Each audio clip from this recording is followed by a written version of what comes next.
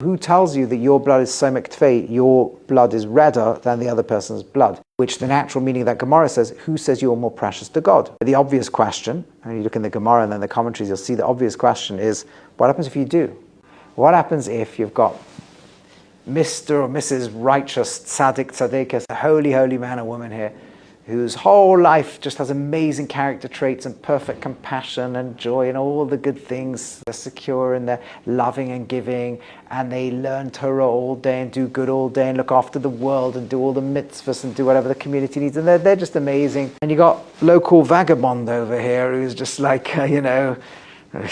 criminal this and terrible this and horrible midas and terrible.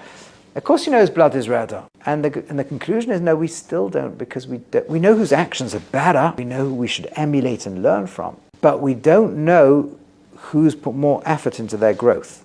So one person, you're right, they may have been born such a natural tzaddik, and it's on the contrary, they've been a bit lazy. They really should be on level 100 and they're only on level 97, right? They've come down a few levels. But 97 is awesome if any of us could get there, but for them it's not awesome. And this other person is meant to be on level minus 100 and they've climbed all the way up to minus 30, so they're, wow, we could do that, it'd be amazing. So their actions are still horrible, but they naturally would be a lot worse. And that seems to be how the Gemara concludes, and therefore we don't know whose blood is redder.